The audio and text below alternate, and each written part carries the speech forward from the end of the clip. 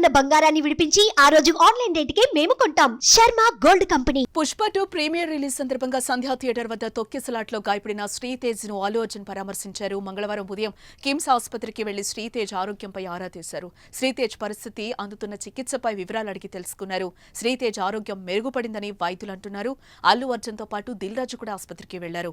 పరామర్శకు వెళ్లే ముందు రామ్ గోపాల్పేట పోలీసులకు అల్లు అర్జున్ సమాచారం ఇచ్చే వెళ్లారు. దీంతో ఎలాంటి అవాంఛనీయ ఘటనలు జరగకుండా పోలీసులు ఎస్కార్ట్ వాహనంలోనే అల్లు అర్జున్ కిమ్స్ ఆసుపత్రికి వెళ్లారు.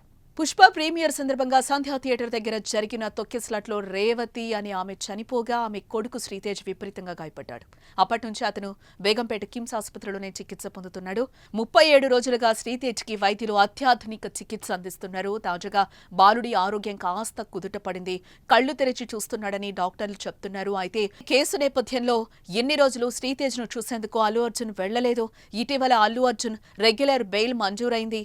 ఈ నేపథ్యంలో ఆదివారమే ఆయన ఆసుపత్రికి వెళ్లాలనే నిర్ణయం తీసుకున్నారు. అయితే అల్లు అర్జున్ కిమ్స్ ఆసుపత్రికి రావడానికి రామ్ గోపాల్పేట పోలీసులు అనుమతి ఇవ్వలేదు. పరామర్శకు వెళితే తమకు ముందు సమాచారం ఇవ్వాలని కోరారు.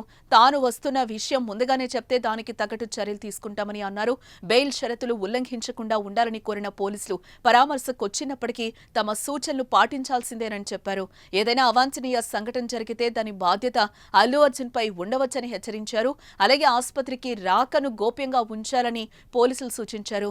ఇది కిమ్స్ ఆసుపత్రిలో చికిత్స పొందుతున్న ఇతర రోగులు, వారి తల్లిదండ్రులకు ఎటువంటి అసౌకర్యం కలగకుండా ఉండటానికి అవసరమని తెలిపారు. దీంతో నేడు పోలీసులకు సమాచారం అందించగా వారి నుంచి గ్రీన్ సిగ్నల్ రావడంతో ఆసుపత్రికి వెళ్లి శ్రీతేజ్ ను పరామర్శించారు.